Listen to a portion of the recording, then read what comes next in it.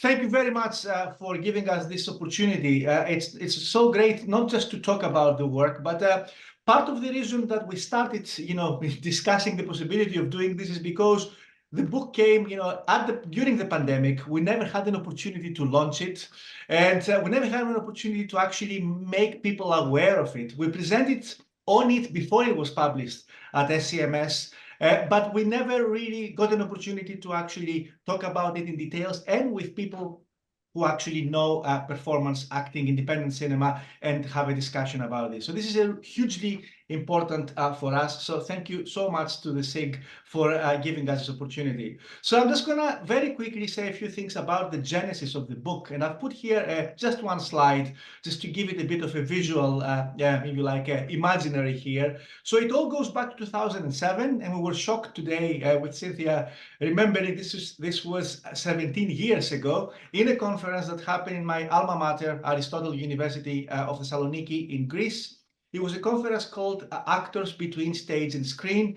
And out of this, there was a book that came out in Greek, but it has also the chapters in English as well as in Greek called, as you know, Ηθοποιός Σκηνής στην Οθόνη, which is the Actors Between Stage and Screen. So at that point, 2007, I went to that conference. Cynthia went to that conference. In preparation for my own talk, which was about David Mamet and acting, which was coming out of my PhD, I was reading this book edited by Peter Kramer and Alan Lovell, and I got, very much taken with some of the work that Cynthia had done there. And then I noticed that she was in the conference. Coincidentally, Cynthia was probably the first person to ever read the book American Independent Cinema that has just been published in 2006. And as she told me, she was also looking forward to meeting with me. So we met, we hit it off straight away. And then as we started talking about the conference, about independent cinema, about performance, she pitched this idea about doing a book on American independent cinema, from the perspective of acting and performance. At that time, she was doing the book Reframing Screen Performance with Sharon Carnegie, I think she's here as well. So I've never met you, Sharon, but amazing book. And we started talking about this in detail. And then, I kid you not, during the conference dinner, we picked up a napkin and we started putting the chapters down, as you do in conference dinners. And as you can see, we originally thought, okay, acting, independent cinema, we're going to be in and out. That was Cynthia's words, if I remember well. And we started saying, okay, we're going to pick some big directors of the time: Sayles, Jarmus, Linklater, Coppola, Mamet, Tarantino, one chapter each, analyze the performance according to a particular, director's style, put it all together, quick. So that's what we decided to do. But then again, the good academics we are, we decided to take the road less traveled. So after, going back, moving on with our other projects, but still staying in touch with our original idea, we started developing the topic, the proposal, the idea even further. And we came up with a much more ambitious, much more difficult project that basically looked at the history of American independent cinema from the perspective of acting and performance by pretty much combining, our key strengths. So in the end, it became a very different book than the one we, had envisaged. And since it came out about 3.5 years ago, I had to actually reread it the last couple of days just to freshen it up in my mind. I think, for my money, it is a better book than the one we originally supposed to write. So that was the genesis of the book. And then, of course, Cynthia and I decided after that to continue to work in the area because we think it has a lot of promise, a lot of opportunities to do more things. And we'll talk about some of these later after Cynthia tell us a bit more about the actual book as it became, not the one that we almost wrote. Cynthia, over to you. Thank you. Okay, thanks. Yeah, you tell the story really well. I like it. So let me see how I'm doing here. And thanks everybody for coming. Yeah, it's really nice to have an opportunity to try to See, this one worked. I'm sorry, Yannis. I don't know That's all why. right, no worries. Okay, so at any rate, let me give you you know, an overview. I'll work to keep it brief. So the first chapter, of course, introduces the fact that we're looking at eras and kinds of independent filmmaking, that we're looking at actors as both performers and as creatives, so artist, business people. We we propose that it's useful to think about actor producers as being essential to that really marvelous and curious space between studio productions and the independent world, in making particularly quality productions, and that quality independent filmmaking in the US exists between mainstream and art cinema. And partly as a consequence of that, generally there is an absence of spectacular conflict, not a lot of explosions and so forth. And so the real excitement of the films themselves is really the actors' gestures, expressions. It's the actors' performances. And so, of course, this is like a terrific area to study acting. I was like, oh. So, chapter 2 provides a marvelous overview of actors producing and fostering independent films. Yannis will say more about this, but it goes all the way back to Mary Pickford and Charlie Chaplin. We look at the studio era with James Cagney and Harry Belafonte, and then it, you know, takes all the book takes, and this chapter even looks forward even into work of, you know, George Clooney, Greta Gerwig. Chapter 3 then looks at acting companies and in independent films. So a Cassavetes film comes with the cast of, you know, that one expects. Acting opportunities for stars in independent films, and then also acting experiments. So if you think about something like Todd Haynes' I'm Not There, where you've got 6 people playing one character. And that we're looking at what differentiates, how the films differentiate, how independent films differentiate themselves from Hollywood films. And while that has been discussed in terms of visuals and narrative, we consider that, but we also consider performances.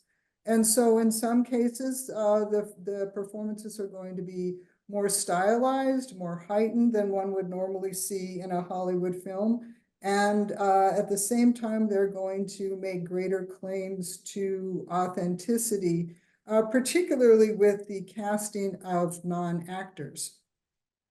Chapter 4, we're into the world of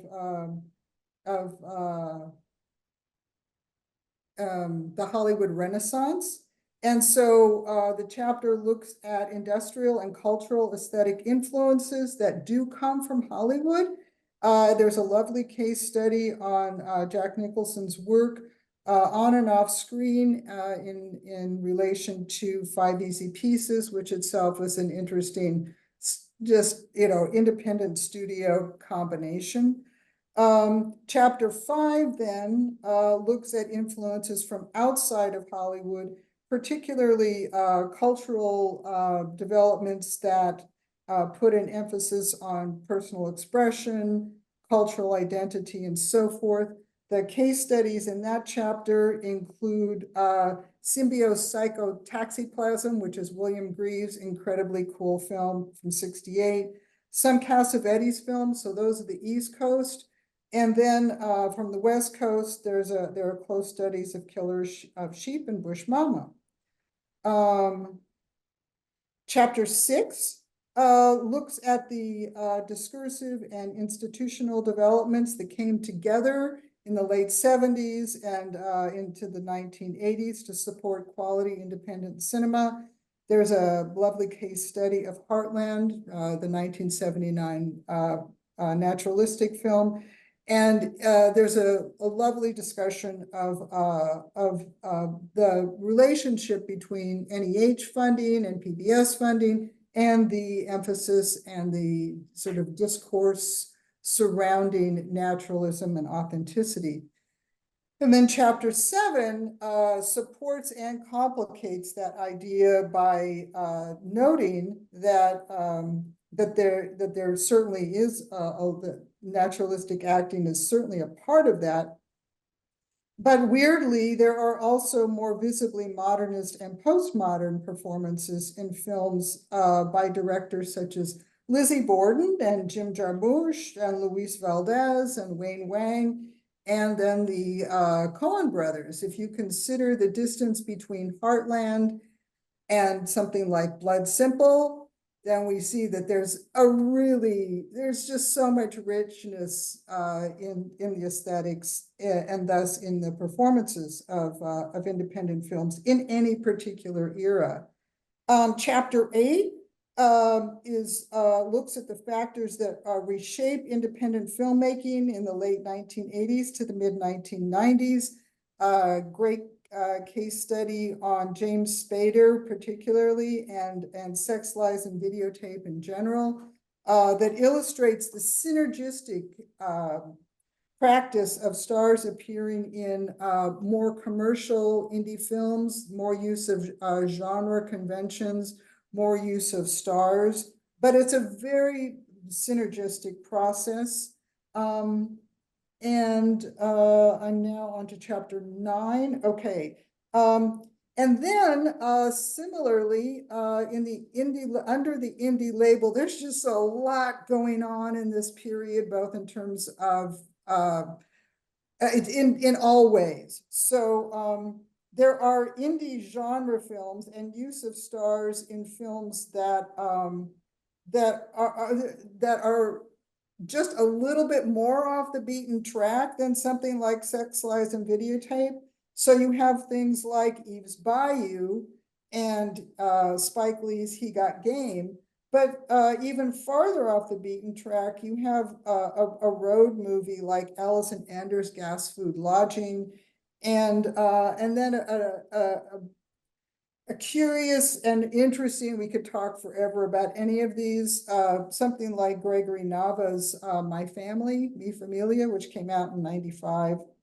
And then even farther off the beaten track, to complicate the trend towards commercialism, you have things like the performances in Daughters of the Dust and Hal Hartley's Flirt. So it really is, again, the richness of acting and aesthetics and narrative in independent filmmaking is just, it makes it an endless field to explore. So we're just starting. Our book is really that, you know, we just wanted to get people to do more on it.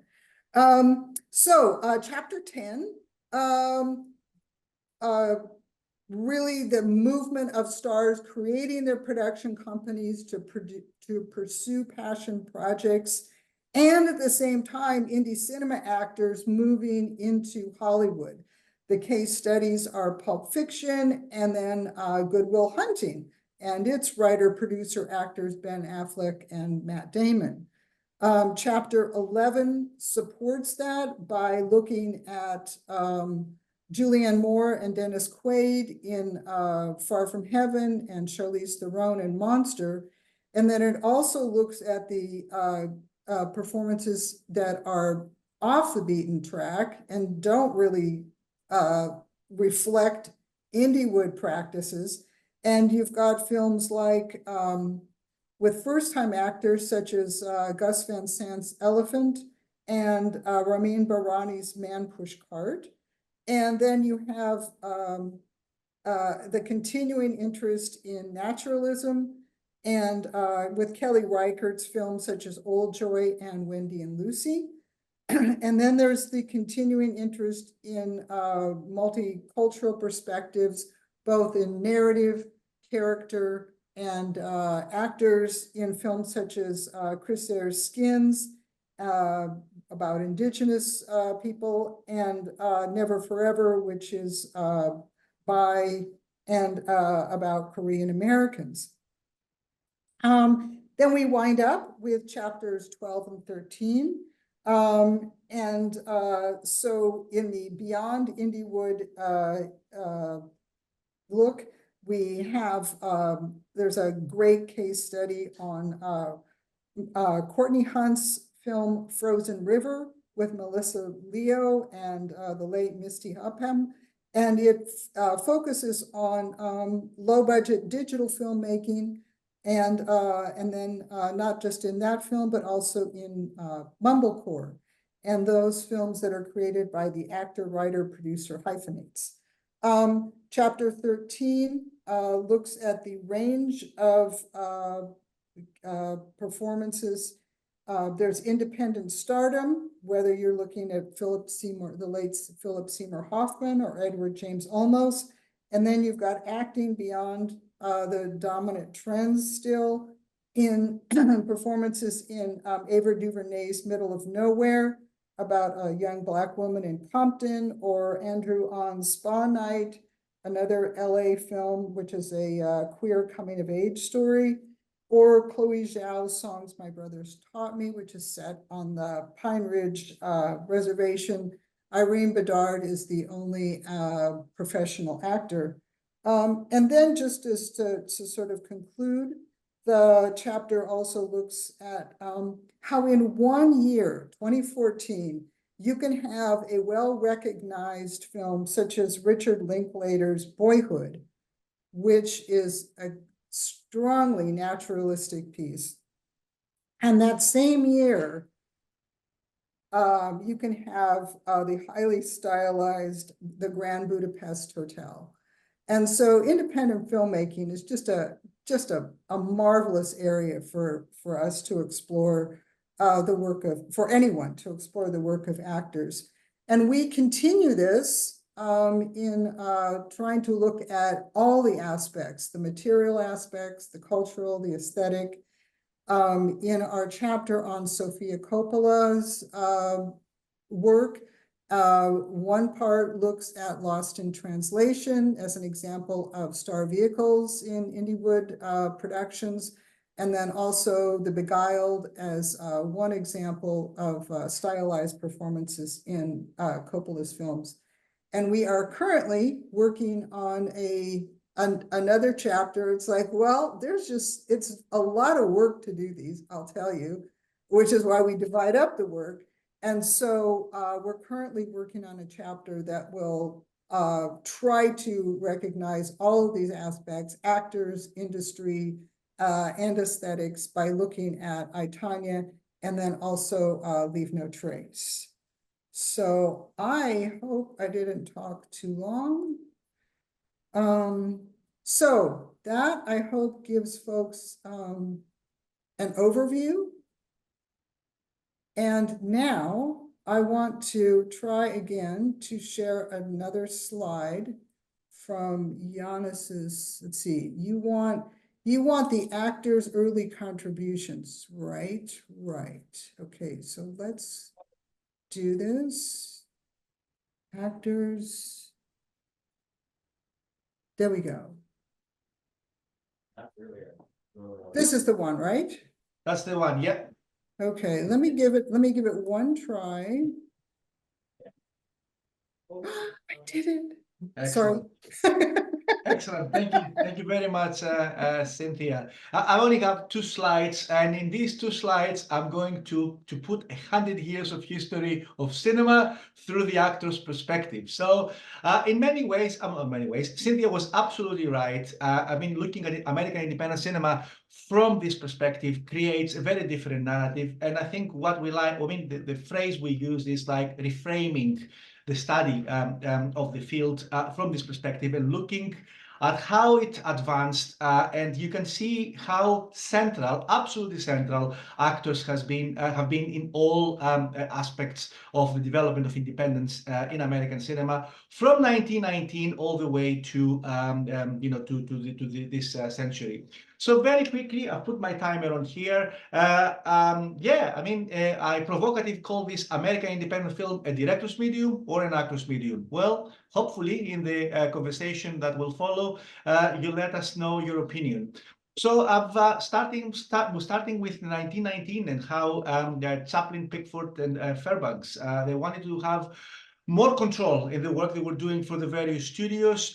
They managed to have their own production companies, but still the studios control them through distribution. So they set up United Artists. And of course, the words artists is very much suggesting the art they do primarily as actors and later as producers and directors for Chaplin as well. And of course, we see that the director on the right, I forget his name right now, blanked. But anyway, he left a few years later, so it became very much an actors company, United Artists. Then we have in the Poverty Row, so-called Poverty Row studios, in the kind of fringes of the industry, a very different type of independent cinema. And if you look how companies like Monogram and Republic, how they create, how they put together the slate of films, they refer to Jack Randall Westerns or the Tex Ritter Westerns or the Gene Autry films or the Roy Rogers films. So clearly the production strategy is very much geared around actors or even stars in this particular part of the industry, which of course showcases that yes, the producers are in charge, but really the companies operate on some very particular phases who are absolutely essential for marketing their films, even in the small way that the Poverty Row studios work. Then as we move into the 30s and 40s, and 40s in particular, in the studios, we have the beginnings of, a lot of independent production where, actors or directors create their own companies. And then James Cagney with his brother William Cagney are among the first ones, if not the first one, to create his production company and start having more control and better remuneration from his films, even though the 3 films he did for United Artists didn't do particularly well at the box office. Cagney is a trailblazer, and as we move into the 50s and the 60s, we have a lot of major Hollywood stars, even young ones like Burt Lancaster, starting their own business, Hecht and Lancaster, Hecht, Hill and Lancaster later. Kirk Douglas did the same thing with Bryna Productions, and so on. And of course, the idea is that stars acquire more control and far more better pay, following the example that James Stewart gave in 1950 with Winchester 73. Again, moving from the kind of more mainstream cinema to the kind of more fringes of the industry, companies like American International Pictures, they also, very much try to organize their production according to, some of the stars they develop in-house. I have the example of the Beach Party films, which of course were very much marketed on the image of Annette Funicello and Frankie Avalon. Equally, Roger Corman is the main force behind a lot of films for American International Pictures and for his own company. But of course, he tries to, to give production values to his films by hiring older stars who have at least some recognition, like Vincent Price in The Fall of the House of Usher, or Boris Karloff in The Terror. We have also, black stars trying to actually have more say in how they make films, how their films are going to be produced with financing or without financing from the studios. And Harry Belafonte is one of them with Harbel Productions. He makes, I think, 3 or 4 of the films that, from the very few films that he made in his career, since he concentrated primarily on his recording career. Then as we move into the 60s and the 70s and the new Hollywood, I want to point your attention to Bonnie and Clyde, always known as, an Arthur Penn film. But of course, Warren Beatty was instrumental in making this film. And if you can see at the very bottom of the slide I have here, it says Tatira Hiller Productions. That's the company that Warren Beatty had. And of course, Warren Beatty managed to negotiate with Warner Bros. A really good deal in terms of remuneration from that. Equally, Easy Rider is a film made by actors who decide to become hyphenates, to become producers, actors and screenwriters as well. And of course, Easy Rider was developed originally by Peter Fonda's Pando company. Then you go to people like Robert Redford, who creates Wildwood Productions because he wants to do more challenging films, break away from his golden boy image. There's very little that we have found on First Artists, a huge company that included some of the biggest names in the business, like Paul Newman and Barbara Streisand and later Dustin Hoffman and Steve McQueen. It made a number of films, and it was absolutely essential in terms of giving a voice to Sidney Poitier as a director this time, who made some of his most famous films in the 1950s. So as we move all the way from the 1910s to the 1970s, 1980s, you can see how essential actors have been, in the development of film, from an independent perspective. And I have one more slide that takes us to the more contemporary times, and Cynthia is going to put it up. Thank you, Cynthia.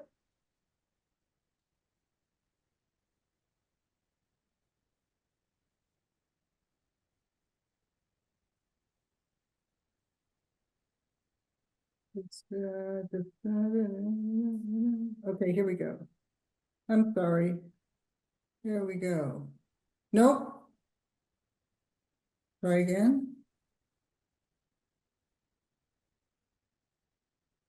That's what I want. There we go.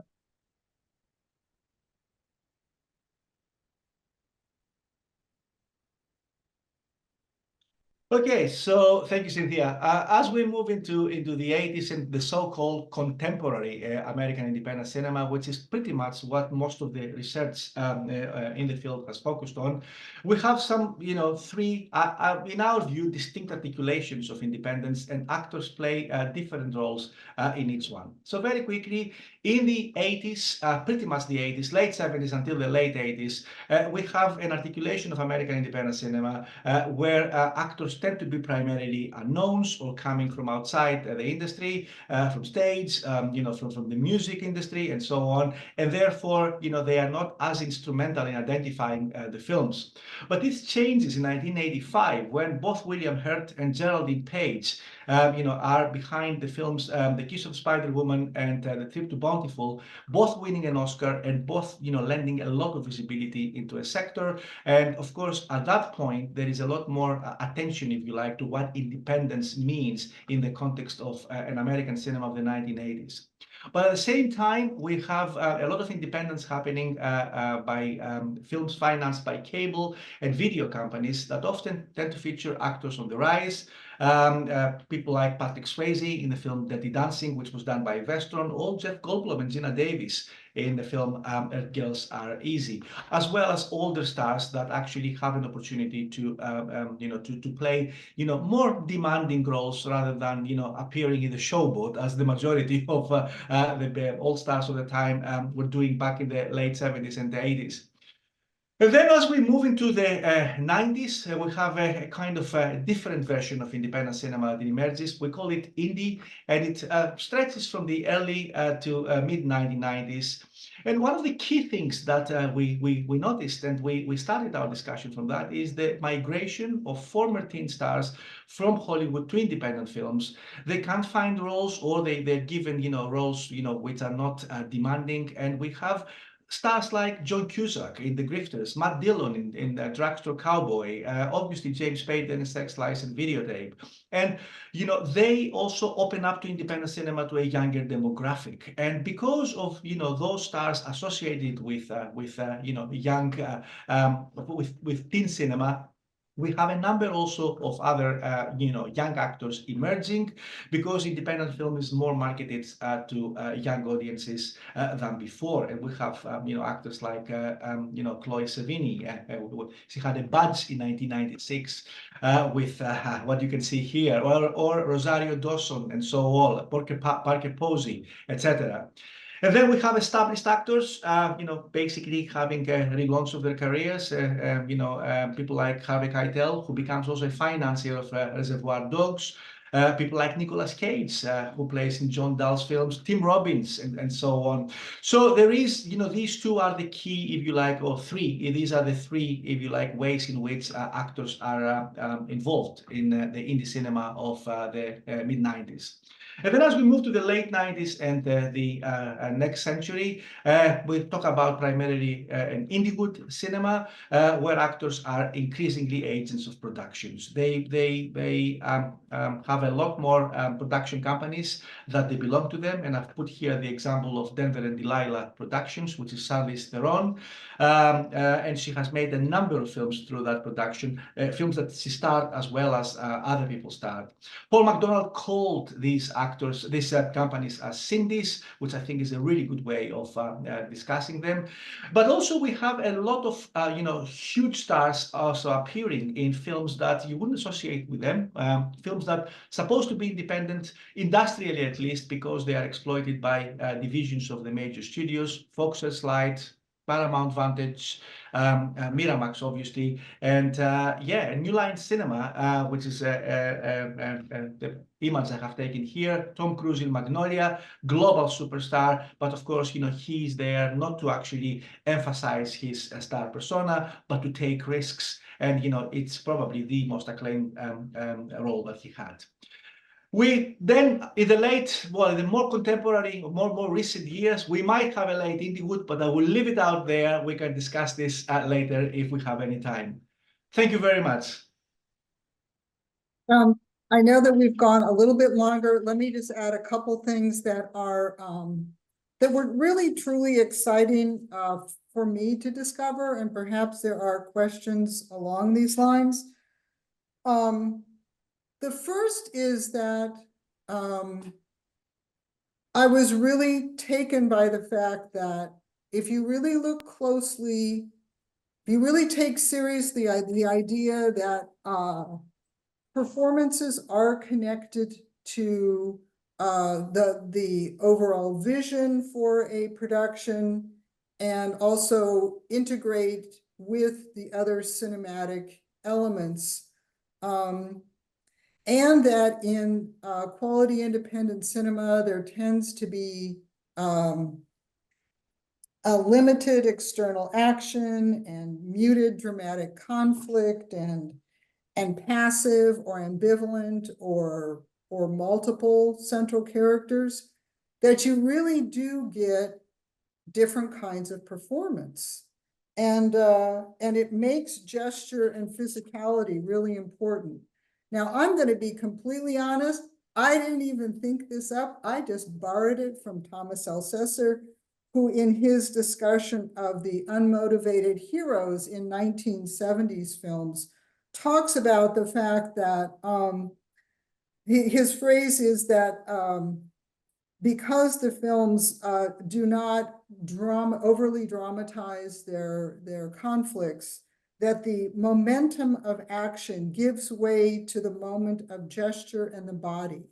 And I'm like, oh, right. That just really put it all together for me. The other big aha moment was that there can be multiple aesthetic influences affecting performances and films at in any era. And so, in the 1980s, you can have a naturalistic film like Matewan coming out the same year as the modernist film House of Games. And those performances in each of those films is going to be completely different. It's just stunning. And then the last thing is that I really think that, I know that for myself, I really want to do a lot more work on the influence from the 1960s and 70s, the influence on independent filmmaking from direct cinema and performance art and the punk movement, the rise of hip hop and the Chicano movement, debates in Asian American film and video, because so much of what distinguishes independent filmmaking is the narrative and the casting choices that highlight ordinary people, and the real marvelous use of first-time actors. And I think part of the sort of excitement for me here is that whether it's performance art or punk movement, that all of this energy comes from the idea that that the human body is a site of social and political struggle. And I'm like, oh, okay, let's see how this works out. So I'm still excited about all of this. So finally, I'm going to be quiet. Okay. Wow. Great. Thank you. And even in the contained atmosphere of the Zoom session, your excitement is contagious. So the work is really, really exciting. In the interest of time, no one but me has posted questions in the chat. And I recognize the difficulty of trying to read and listen and talk and type simultaneously. If you can do that, you probably have some kind of psychological disorder. But let me, so maybe it'd be best for us just to kind of turn the floor open to a verbal discussion. You can raise your hands or use the little hand raising icon. But let me start with kind of a prosaic question. How do you guys manage to collaborate? You bring so many different categories together. How did you decide how to organize that material? How do you write together, given your far different geographic locations and so forth? How do you cope? Who's the auteur? Who's driving this bus? I'll confess, I collaborated once with someone and it forever destroyed my opinion of that person's scholarship. So it was a one and done. But you guys, the work seems so seamless. I wonder how it was organized. Can you demystify that magic for us?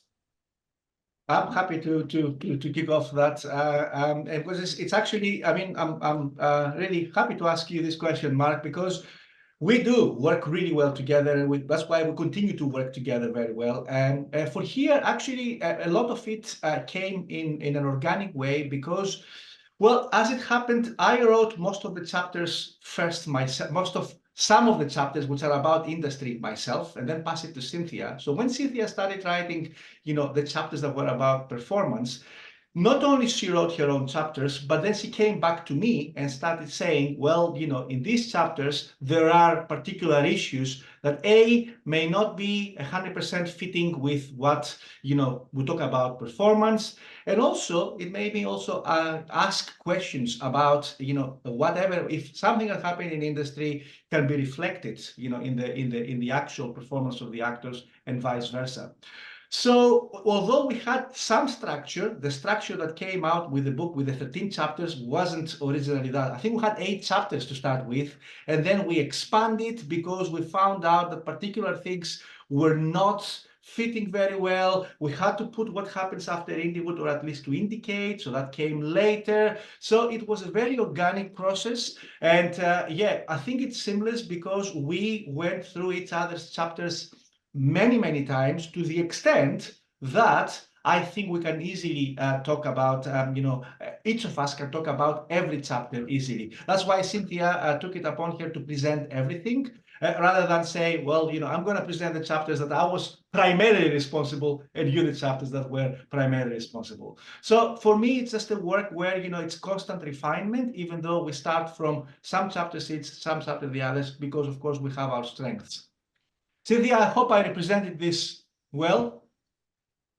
I would just add that I think we have the same interest in all different aspects, and there's so much work that it's easier to divide it up. I mean, I have done a lot of co-writing. I mean, I don't even remember how Sharon and I co-wrote. I guess I like to have a buddy. So I'm very amenable to co-authoring. Yeah. I think we Yeah. both really respect each other's work. So, and there's always moments where it's like, how are we going to do this? And then it like works out. Yeah. So there's no one author. I mean, I like that you asked that you use the word Mark. So the authorship is genuinely, organically, joined. And this is why, I mean, it works so well, because it's not like, here's my chapters, let's put them together. And I love the fact that you use the word seamless. And as I was reading the book in the last few days, I also got the sense that, I mean, obviously, we understand from which perspective each of us is coming, but you can see how, it all works. It fits in quite well together. So thank you. Okay. Yeah. It reads to me like one person's work. I'll try to think, okay, this industry stuff, maybe that's more Yannis's wheelhouse, and the close readings of performance. I really like the way you talk about individual performances and gestures and raised eyebrows and so forth, Cynthia. Sometimes I attribute those kind of details to you, but it works out really well. So before I ask more questions, are there other questions on the floor right now that we should get to? So Amanda has a question. Oh, okay. Go Yeah, right ahead. I just put this in the chat, but thank you I very see it. much for sharing this research. And I think you've kind of mentioned this somewhat in your discussion of the different slides. Some of them feature big name stars, and some of them are maybe less known stars. And you discuss the role that stars can play in marketing independent films. And I was wondering if you could say a little bit about like how this independent film context might bring out a different kind of performance from a star, or just that kind of relationship between, a star performer in this different production context.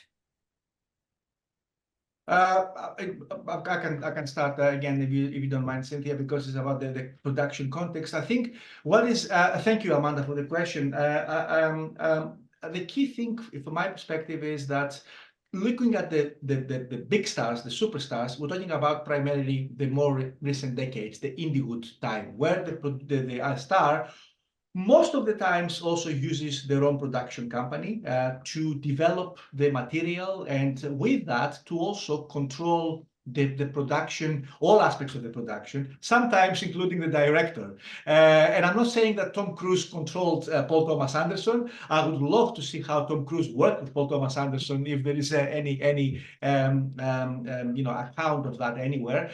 But I think it allows the stars to work very differently compared to a studio production.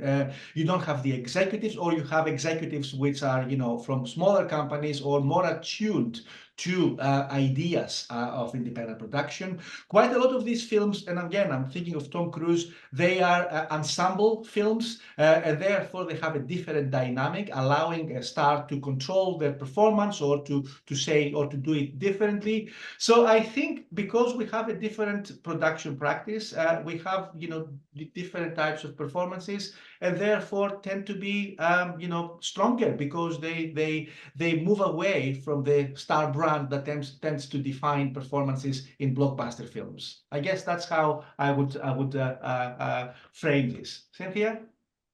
Just to add to that, I mean, it's a lot like, actors and audiences understand that there are more opportunities for creating interesting characters in prestige television, right? You go, if you are an actor who wants to really dig into some interesting characters with tons of interesting backstory, and that the performances are going to be the main thing that audiences are engaging with, well, then and you love your craft, you're going to do it, right? And so, what we didn't have time to talk about is that, independent filmmaking has from early on been an opportunity for actors to demonstrate that they, to demonstrate that they're legitimate actors. So it has to do with the writing. It has to do with the design of the narrative, where the action is not in the explosion, but in, whether or not somebody blinks their eyes or not. The tone in their voice, their shift. Yeah. Aaron's All got right. a question. Yeah, Aaron's got a question. Go ahead, Aaron. Thanks, folks. I'm really excited to clear my plate to read this thing from cover to cover. I'm thinking about it in relation to your previous work, Cynthia, in modern acting, and I'm drawing on this purposefully because one thing that it strikes me is that with acting in independent cinema, you have a multiplicity of styles, you have a huge array of approaches across a wide span of years, and it's an interesting distinction in terms of trying to create performative taxonomies here when you've got such a diversity of traditions and working contexts. I wonder one way of sort of mapping this out is thinking about in relation to modern acting, which says Hollywood productions within a certain time frame. There's not necessarily a generic approach to performance, but definitely there's a way that you can trace out tendencies in studio productions from the late 20s on into the 50s, because they're all kind of working and trained within a particular context when they're hired, right? Which you map out so like beautifully in that book, Cynthia. It's such a valuable job that was done there to make it apparent why those performances in that particular range look this particular way. It strikes me that with this particular volume, it's so hard to do a comparable thing because of those multiplicities of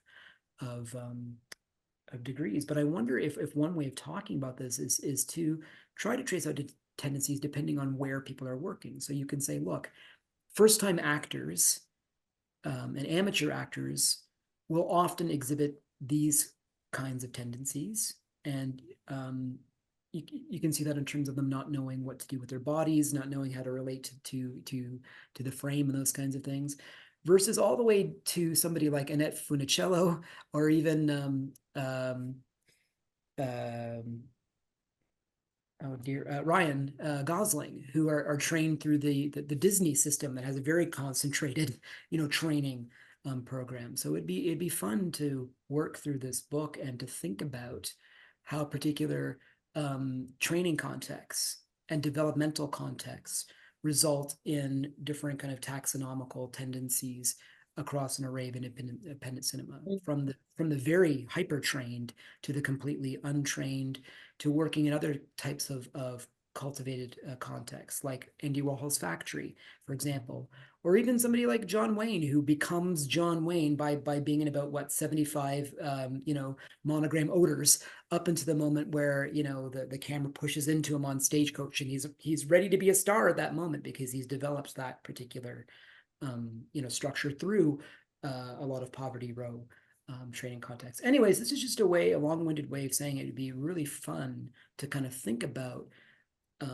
tendencies across independent sectors and independent performances, depending on how folks were brought up and given their chops. It's just a thought I had about this. So thank you for allowing that connection between your previous work, Cynthia.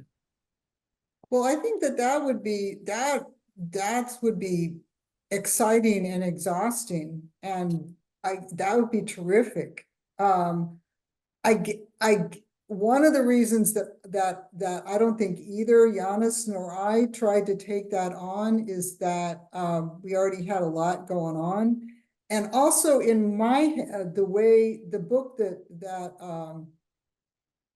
that Acting Indie was most closely connected to was More Than a Method, which is an anthology that I did with Diane Carson and Frank Tomasulo. And in that I just copy other people. This was all based on, Doug Tomlinson's insight, the late Doug Tomlinson, who pointed out that, there are these different aesthetic larger aesthetic movements that films and thus all parts of them fit into. And so that book had a section on naturalism and one section on modernism and one section on postmodernism. So yeah, I think that'd be a terrific project to look at training. Katie has a Yeah, we have a question from Katie Russell. Thanks. Yeah, really interesting book. I'm very excited to read it, although I just noticed it's $174. So hopefully it's 174. Well, it is also available digitally. Yannis, do you want to speak to Well, this? let me just come in here, Katie, before this.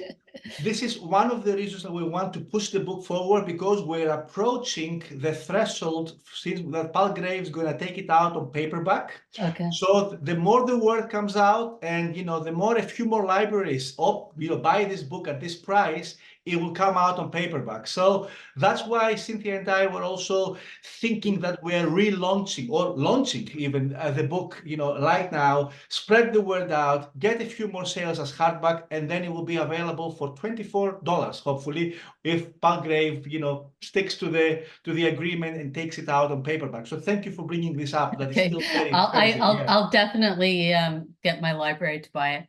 But I do have a real question. Which is I'm just curious about your research and what challenges that you may have faced to look at things like production histories and contracts and scripts and the kind of thing that when you study studio performance and actors and so on, you go to the studio archives and everything is more or less, and we can stars and so on might have their papers, but it seems to me you covered so many different films and they're all sort of because they by definition are independent. What kind of challenges you faced in terms of finding the background details about these different productions?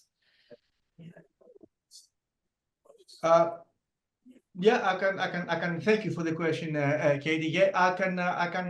Well, coincidentally, but also very, very grateful. I did a book on American independent cinema, and I managed to use a lot of archives that also coincidentally back then looked at people like James Cagney and what was happening in the Poverty Row studios. So I had done that research already when I started developing this idea with Cynthia about looking from the actor's perspective. There was some work, if you like, already done for that.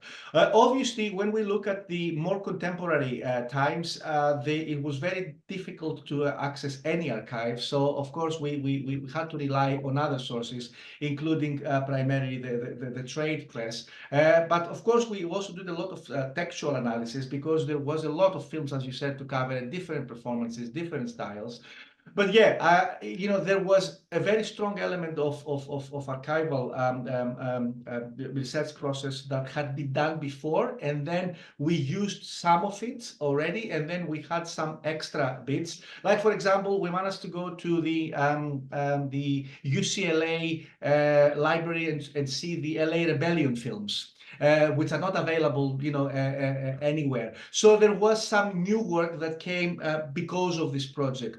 So it was challenging, but having done a lot of work both on acting and on American independent cinema, it was actually, I won't say easy, but it was straightforward to put it together in a narrative, especially because we also agreed on the periodization aspects, and we knew, how we would structure, this pretty much 100-year history. I mean, it's not really 100-year. We start from the kind of late 50s, 1960s, and we move forward. But yeah, there were some challenges, but there were also some things that were, straightforward from the beginning, and that made the process easier. Cynthia? Yeah. That answers it. I mean, this was because I'm really slow. This is just something that took a long time. I mean, we did start in 2007. So, I mean, it took until 2018 roughly for at least me to feel like I could start writing. Yeah. So I did a lot of rethinking. Yeah. Yeah. Because the evidence was throwing things off. You know, I'm like, well, what the hell? I mean, you know, naturalism, 1980s. What do you do with Blood Simple? I mean, it's like, what do you do? Do you know what I mean? It's there. So I think the kind of project that Aaron's talking about would be a massive undertaking and would be another type of archival research. I will say that there is a lot of information about, I mean, actors will talk about their work. And if you read between, and you know, a lot of reading between the lines. And as Yannis said, we've been working on this. We've been working. So I guess it did, yeah, it took a long time. Yeah. So you found actors' interviews, like published interviews and that kind of thing? Where Yeah, the trades are yeah. actually quite rich. Yeah. Yeah. Sorry, and not just the trades. I mean, there's a lot of published interviews, you know, about both actors and directors' approach to acting. And I'm thinking about Carol Zucker's work, which was really, really important in terms of some of the key people that we wanted to do. So we had a lot of published interviews that we also had, you know, were able to use for that, which worked really well. Yeah, but the trades did a lot of the work in terms of the actual context, especially from the 80s onwards. Thank you. Thank you. All right. I know we're over our normal allotted time. We should probably leave things open for a couple more questions if people have them. I certainly have one, but just wait a sec here. So, well, let me ask mine real briefly, and then maybe someone will have a closing question for us. It's about the international context, and I guess I'm wondering, it's such a big question.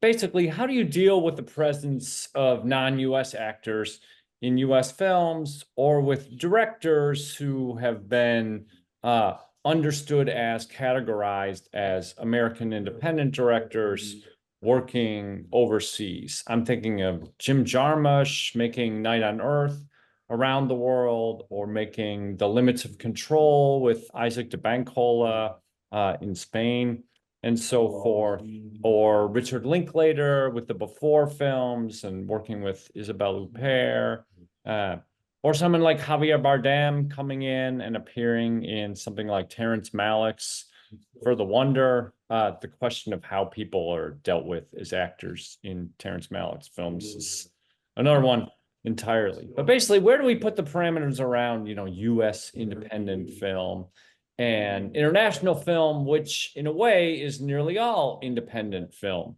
of a kind? So do you try to deal with that? I'm like a third of the way through the book, and I haven't really gotten to seeing any non-American context there. It's on American independent cinema. But I mean, And I'm like so- non-American actors in American films too. Sorry. You want to talk about Ryan Gosling? I mean, you know, There you go. people Yeah. get absorbed, right? I mean, you know, I don't know. Yannis, why don't you take this question? Sure. Yeah. So, Mark, this is like a really, really good question, and the answer is it's not no, we didn't do it, but I mean, if you go towards the end, we talk about performances that include, obviously, you know, like foreign actors participating in independent film, which I think Cynthia discusses. Which one with the Korean? I can't remember the title. Well, there's actually, you know, Andrew Ahn is Korean American. So we look at you know, I mean, this is an immigrant story. So it's not that anyway, I should let you finish, Yannis. Yeah. So we didn't actually frame this question at all, and I think you're making an excellent point, because all the films are away from America being independent. That's a different issue. We wanted to look at issues related to American independent cinema. But you're absolutely right. There are so many actors that are not American. They participate. There are films that actually have huge numbers of scenes, you know, in other languages with actors who are not American. And indeed, this is this is a gap in the book, and I think it's gonna make a very interesting case study to actually look at the extent to which sometimes you even have stars, because a lot of people who come from outside the United States, they have already some kind of stardom outside America, and of course parlay it into something else when they are when they're playing a part in an independent film. I think that's one avenue. Another avenue, of course, is you get like people who haven't heard before, like that Mexican that Mexican woman in Bubble. I hadn't heard of her before. She was nominated for an Oscar, and she was basically her whole 30 minutes clip or scenes from that film was in Spanish. So you're right. There is a whole area of actually consider in terms of how of the work that these actors are doing, and also how they influence the aesthetics of independent cinema. I think one way of looking at this is like internationalizing it, and also ensuring that independent cinema in the more recent times is a cinema that circulates abroad, that that is released globally, is exploited in global markets, and therefore the foreign actors have a role to play both in marketing as well as in in the aesthetics of the film.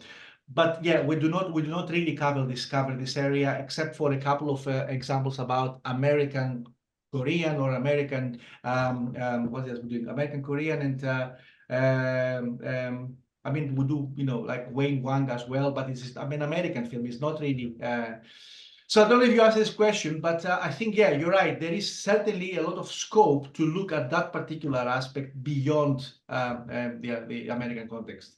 Okay, great. Yeah, and I didn't mean. Go ahead. Sorry. Well, which is why I said this is a start. We just opened up Pandora's box. And so in the same way that, Aaron's project is fantastic and should be done, that's another whole question, which, Aaron, should be done. There's a question we should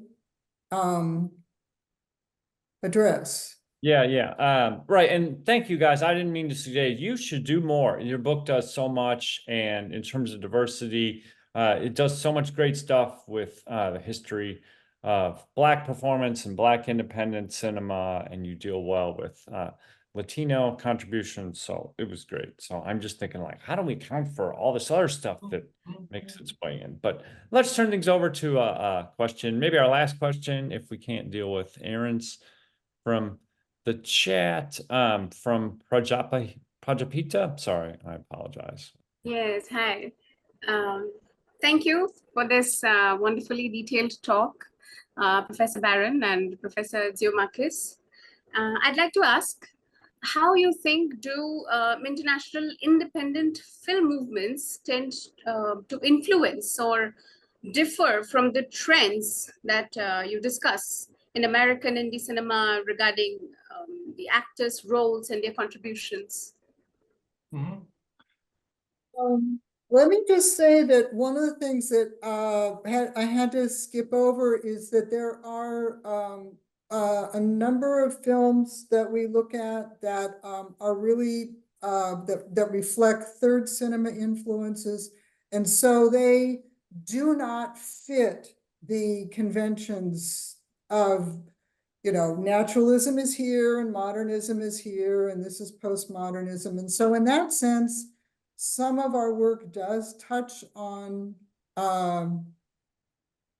cultural aesthetic choices that are beyond the US and might be parallel in other international cinemas. Yeah. Did that ask your question again? I feel like I lost it in trying to answer it. I mean, sorry. It's just third cinema is the key example that we use, because we look at the work of Haile Gerima and we try to understand, how his aesthetic basically is influenced by a lot of the films that were being made, globally at that time, in the 60s, including, of course, Gerima before he started making the films.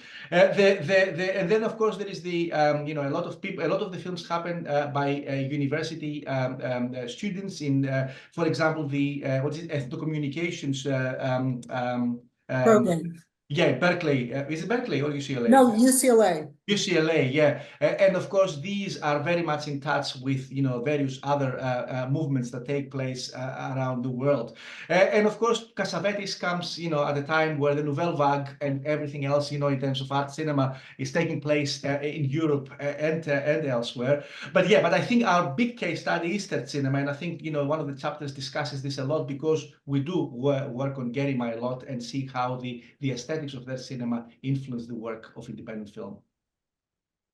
Surely, thank you. And I have another question.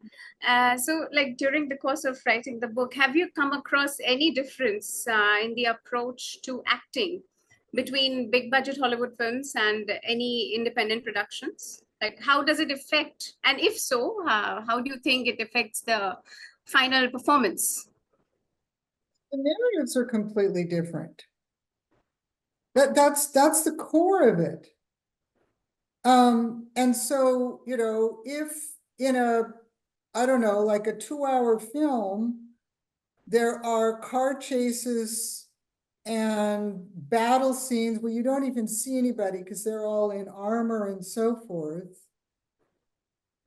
And then there's maybe a few little intimate scenes interspersed in those. That's one kind of audiences are going to engage in that in a certain way. And so there is a parallel in the acting between independent filmmaking, money independently made films, and those little moments of, okay, buddy, I really love you, right? Or, oh, I'm really scared, right? Those little tiny scenes. But we're talking apples and oranges, right? And so there's just, it all comes down to the narrative. It seems. Yeah. Thank you, Cynthia. We discuss, or we employ a lot the term neo-naturalism, and which of course is very much associated with a style of performance that is grounded in material historical reality. And also we quite often say that the kind of the Hollywood realism is a faux realism, a fake realism, and I think that actually makes the point the comparative point quite straightforwardly. But the term neo-naturalism, to analyze particular performances, especially from the 1980s onwards, it demonstrates clearly where the differences are with Hollywood, because very few Hollywood films, if any, they would be, very much related to this, material reality, where everything from the design, the performance, the mise-en-scène is very much, not faithful to a particular reality, but grounded historically. So that's, I think, is one of the ways that we deal with this issue in the book. Thank you so much, both of you. You are welcome. Thank you. All right. Yeah, and we should, since we're over time, we should probably wrap up and let these guys go, get them off the clock. I'll log the work further. It's just great. It covers so much ground. It gives us so many ways to pursue our own scholarship in other ways. It raises a lot of interesting questions that you don't have to address, but please continue to collaborate and do this work. So if people want to appear on screen and wave thank you, the other comments in the chat are basically words of praise and thanks and other thoughts about your material. So thank you, Cynthia and Yannis. We really appreciate your work with the SIG, with the talk, with the contributions you're making overall, and with your good collegiality that is so impressive, especially to a bad apple like me. All right. And thank you everyone for attending this morning or afternoon or evening as it were. Thank you very much, everybody. Yeah, thank you really giving us the opportunity, and thank you for coming. It was a really great session, and we'll see you all very soon, virtually or in person.